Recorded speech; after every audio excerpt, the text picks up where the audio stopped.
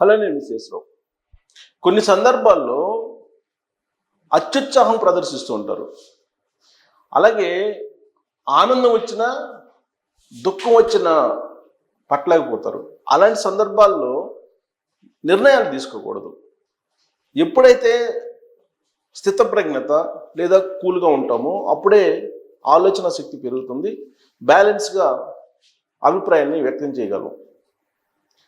కొన్ని సందర్భాల్లో మిస్ అవుతుంటుంది అన్నమాట ఎవరికైనా. అది హద్దులు దాటకూడదు. ఇప్పుడు సామాన్యుడు కిరణ్ విషయంలో హద్దులు దాటిపోయింది.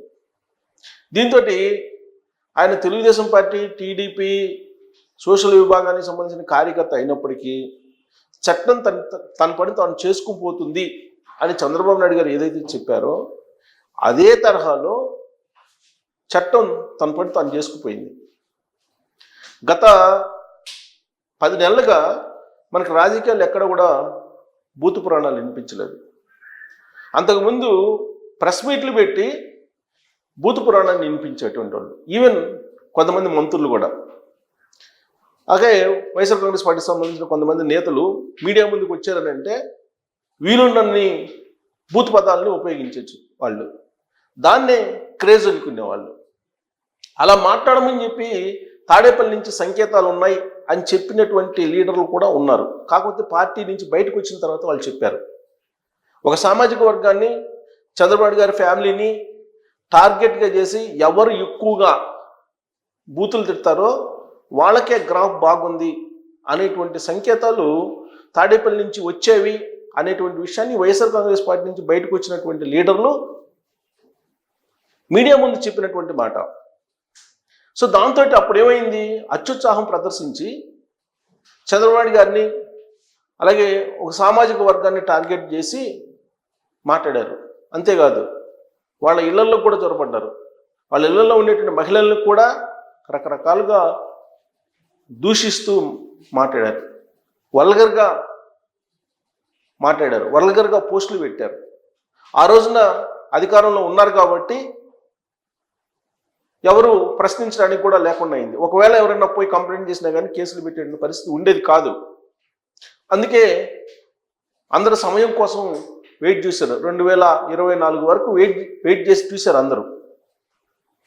ఎలక్షన్లో ప్రజా తీర్పు వచ్చింది, 11 స్థానాలకు పరిమితం చేశారు జగన్మోహన్ రెడ్డి గారిని. దానికి కారణం ఏంటంటే ఇదే, రాజకీయాలు ఎంత ఉన్నతంగా ఉండాలి, ఎంత హుందాగా ఉండాలి, ఎంత పారదర్శకంగా ఉండాలి, ఎంత ప్రజలకు అందుబాటులో ఉండాలి అనేది లేకుండా దానికి భిన్నంగా రాజకీయాలంటే బూతులు, రాజకీయాలంటే దూషించుకోవటం, రాజకీయాలంటే కక్ష తీర్చుకోవటం, రాజకీయాలంటే ద్వేషించటం అనే యాంగిల్లో వెళ్ళిపోయింది 2024 వరకు కూడా.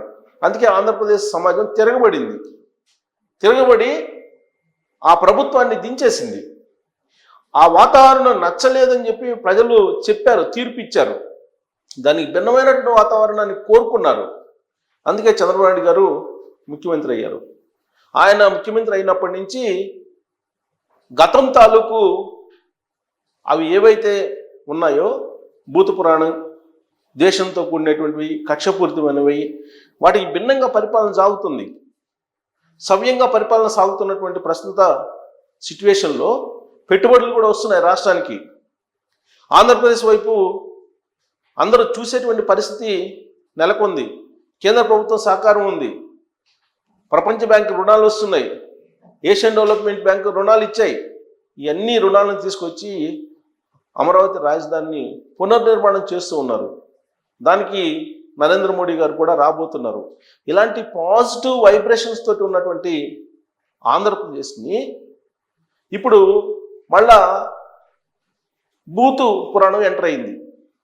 దాన్ని ఆదిలోనే కట్ చేయాలి అనేటువంటి ఉద్దేశంతో తెలుగుదేశం పార్టీ సోషల్ మీడియా విభాగానికి సంబంధించిన కార్యకర్త అయినప్పటికీ కిరణ్ అనే అతన్ని ఇమీడియట్గా పోలీసులు కేసు పెట్టి అరెస్ట్ చేశారు.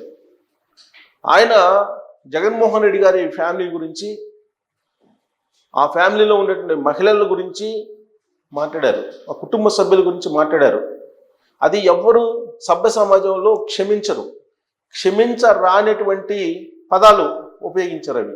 అది ఎవరు చేసినా తప్పే. అది పార్టీలకు అతీతంగా ఆలోచించాలి ఇలాంటి విషయాల్లో. అందుకే ఇప్పుడు పార్టీలకు అతీతంగా ఆలోచించారు ఇప్పుడున్నటువంటి కూటమి ప్రభుత్వం. ఆలోచించి చట్టం తన పని తాను చేసుకోపోయేలాగా మార్గాన్ని సుగమం చేశారు.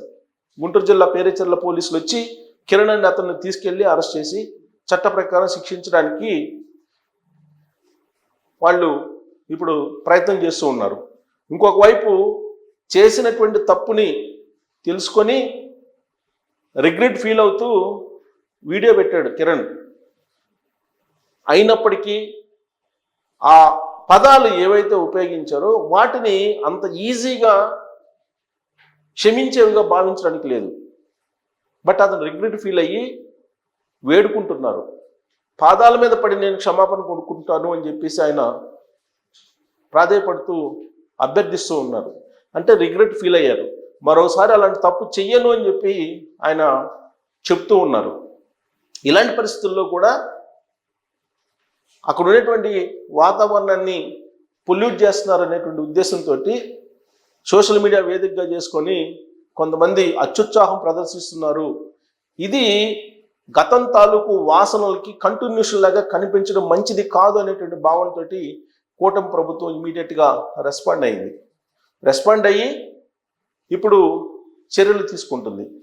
అందుకే కూటమి ప్రభుత్వానికి సంబంధించినటువంటి కార్యకర్తలు అయినప్పటికీ, కూటమి ప్రభుత్వానికి సంబంధించిన లీడర్లు అయినప్పటికీ తప్పు చేస్తే చట్ట ప్రకారం శిక్షించబడుతుంది అనేటువంటి ఒక ఒపీనియన్ బలంగా ఆంధ్రప్రదేశ్ సమాజంలోకి తీసుకెళ్ళడానికి కిరణ్ అరెస్టు మనకు కళ్ళ ముందు కనిపిస్తూ ఉంది.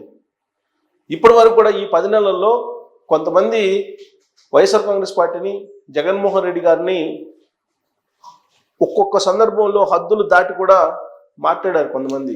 ఇదంతా కూడా వ్యక్తిగతమైనటువంటి ప్రాపకం కోసం కొంతమంది సోషల్ మీడియా వేదికగా చేసుకొని మాట్లాడుతూ ఉన్నారు.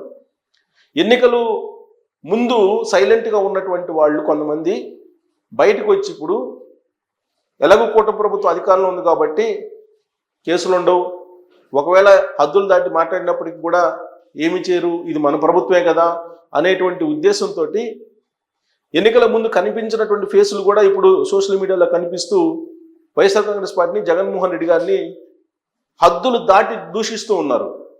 అది సమాజం గమనిస్తూ ఉంది. ఇండైరెక్ట్గా జగన్మోహన్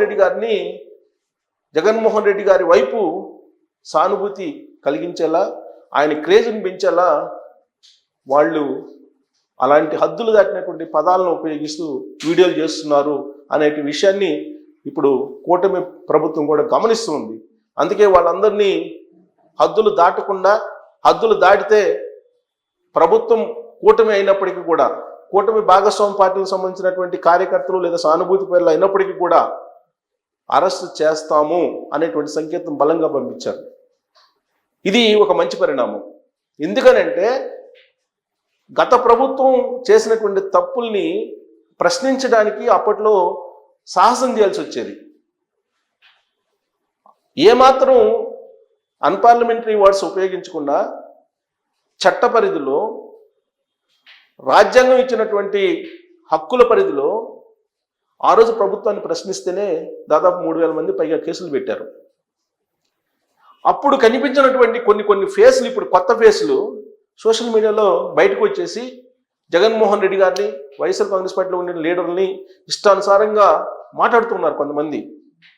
వాళ్ళకి తెలుగుదేశం పార్టీ గెలవాలి అని, ఒకవేళ అధికారంలో రావాలని కోరుకుంటే ఎన్నికల ముందు రావచ్చు. కానీ ఎన్నికల ముందు ఆ ఫేస్లు ఏవి కనిపించలేదు. ఒక 3-4 ఫేస్లు ఈ మధ్యకాలంలో కనిపిస్తున్నాయి. వాళ్ళు హద్దులు మీరి మాట్లాడుతూ ఉన్నారు. అది పరోక్షంగా కూటమి ప్రభుత్వానికి, ఏదైతే ఈ కూటమి ప్రభుత్వాన్ని ఉండాలి అని కోరుకుంటున్నారు కొంతమంది, వాళ్ళు అత్యుత్సాహం కొంతమంది ప్రదర్శిస్తున్నారు, 3-4 సోషల్ మీడియా వేదిక చేసుకుని.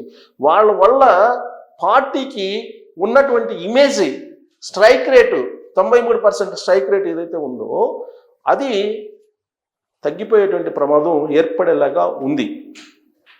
ఆ జాబితాలో 2-3 ఉన్నారు. వాళ్ళని కనుక కంట్రోల్ చేయకపోతే ఇప్పుడు కిరణ్ని కంట్రోల్ చేయలేనందువల్లనే ఇలాంటి పరిస్థితి వచ్చేసింది. ఇప్పుడు కంట్రోల్ అయిపోతారు అందరూ. కానీ ఇంకొక 2-3 ఉన్నారు, కొత్త యాక్టర్స్ వచ్చారు. వాళ్ళు ఇండైరెక్ట్గా మరి వైఎస్ఆర్ కాంగ్రెస్ పార్టీకి కోట్లుగా వ్యవహరిస్తున్నారా తెలుగుదేశం పార్టీలో ఉంటూ అనేటువంటి అనుమానం కలిగేలా వాళ్ళు ఉపయోగిస్తున్నారు పదజాలాన్ని, అలాంటి వర్డ్స్ను ఉపయోగించి వ్యక్తిగతమైనటువంటి దూషణలు చేస్తూ ఉన్నారు. ఇది తెలుగుదేశం పార్టీకి సంబంధించిన సంస్కృతి కాదు. తెలుగుదేశం పార్టీ ఎప్పుడు కూడా హుందాగా ఉంటుంది, హుందాగానే విమర్శిస్తుంది, హుందాగానే ఆరోపణలు చేస్తుంది అనేటువంటి భావం ఆ పార్టీ మీద ఉంది. మరి కొంతమంది చేస్తున్నటువంటి ఈ అత్యుత్సాహమైనటువంటి కార్యక్రమాలను కట్ చేసేందుకే ఇప్పుడు కూటమి ప్రభుత్వం చట్టం తన పని తాను చేసుకోబోతుంది, తస్మాత్ జాగ్రత్త అంటూ సొంత పార్టీకి సంబంధించినటువంటి వాళ్ళని కూడా హెచ్చరించినటువంటి క్రమంలో దీన్ని ఒక మంచి పరిణామం కింద ఆంధ్రప్రదేశ్ సమాజం చూస్తూ ఉంది. సో ఈ పరిణామాన్ని మీరు ఏ విధంగా చూస్తారు? రాబోయే రోజుల్లో ఇలాంటివి ఉంటేనే ఈ ప్రభుత్వానికి మంచి పేరు వస్తుందనుకుంటున్నారా, లేదంటే వైఎస్ఆర్ కాంగ్రెస్ పార్టీ చేసినట్టు చేస్తేనే కిక్ ఉంటుందని చెప్పి అనుకుంటున్నారా? మీ ఉద్దేశం ఏంటి? Thank you.